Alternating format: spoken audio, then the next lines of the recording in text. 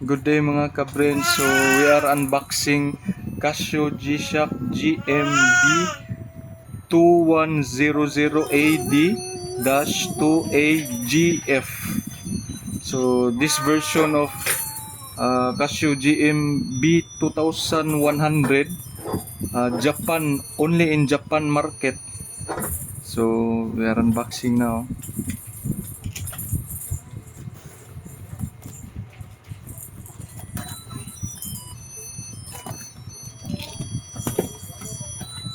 Oops. Thank you, Yusoki Japan. So this is the authentic product from Japan. So warranty card.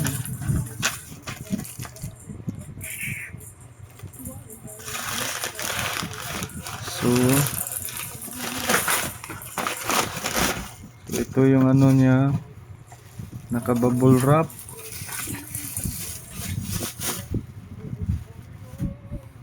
So ito na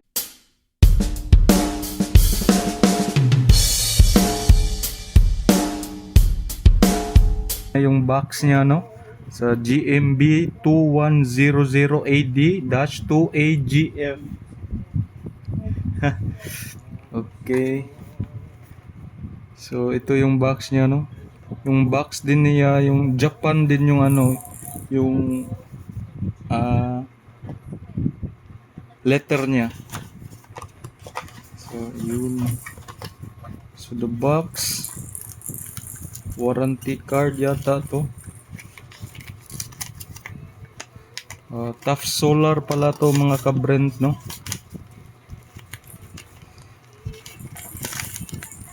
So all is Japanese.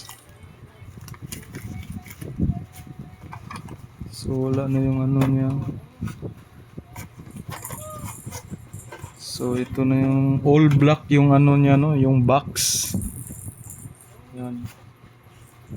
Yan, so may emblem dito nga G-Shock. So pag ganun dito. Oops. So ito yung ano niya. LED 20 bars at saka 60 minutes, solar, full auto, mute, bluetooth. So ito yung ano niya. Yung price niya is 88,000 yen. Top Solar pala to mga ka-brand. Oh, yan na yun. Yung dial niya color blue dito sa loob.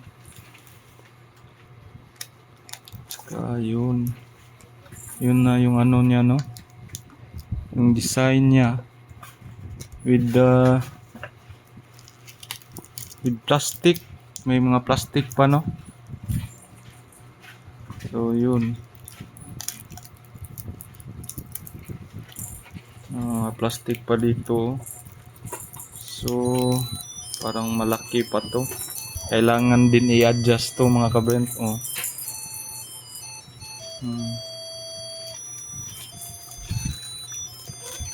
Wait, baby. So malaki pa, no. So ito yung ano niya. May ano din. Pareho din. Tanggalin na natin yung ano niya, parang cover. Wow. Wow, ang ganda niya. Yung ano niya dito mga ka-brand, negative display. Yung may digital pa siya dito, analog. Yung ano niya, low, medium, high. Low.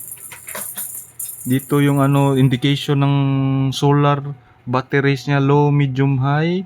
Saka dito sa gitna, Bluetooth.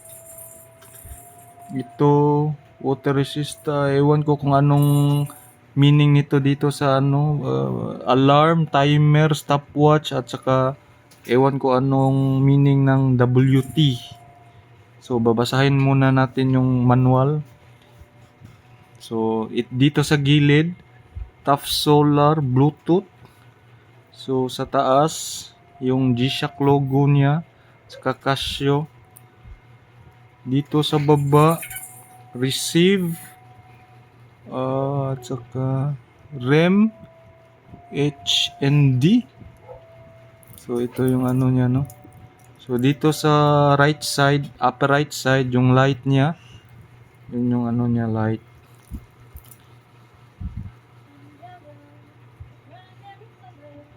Oh, yan, LED light yung ano niya.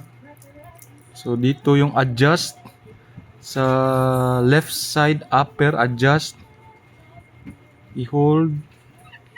Hindi niyo makikita kasi dito yung negative display niya, yung mode.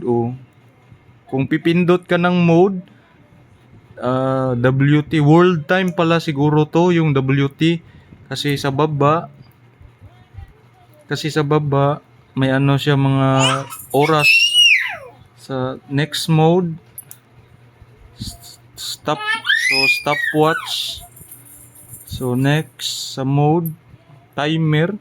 Yung ano niya dito, yung indication niya dito, every pindot mo ng mode, pupunta siya sa baba. So sunod, tingnan nyo yung ano dito, yung dial niya. Pindutin mo yung mode, pupunta siya sa AL. It means niyan alarm. So I think 5 alarms yata.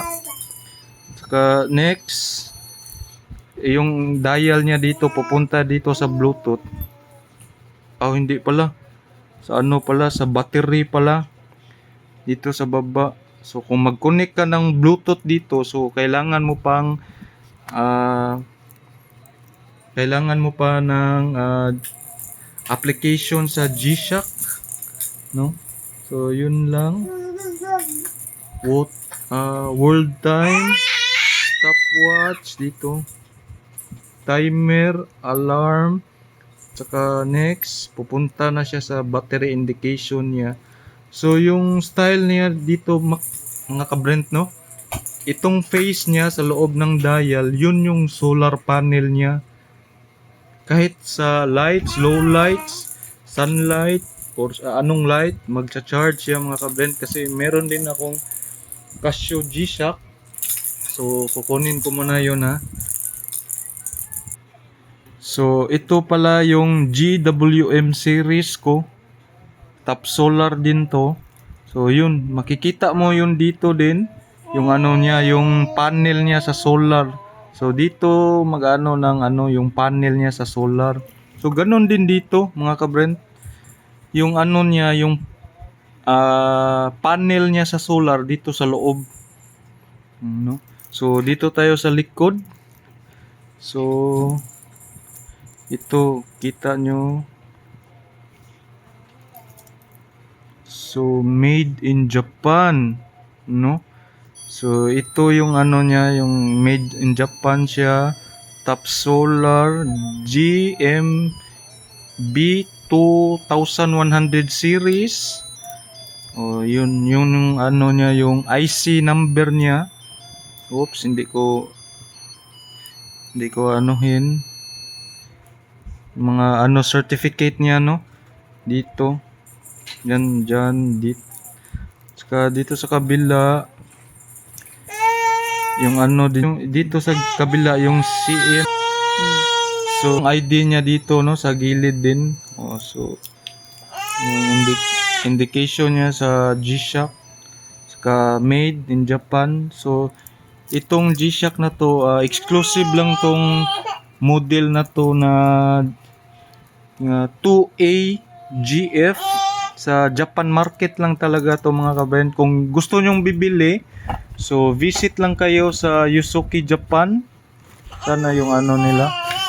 So visit lang kayo dito sa store nila. So Yusuki Japan, the best. Pang 3 relo ko na to sa ano, sa Yusuki Japan. Lahat authenticate yan. So thank you. Hindi to sponsorship ng Japan, Yusuki Japan. So salamat sa panonood. Bye.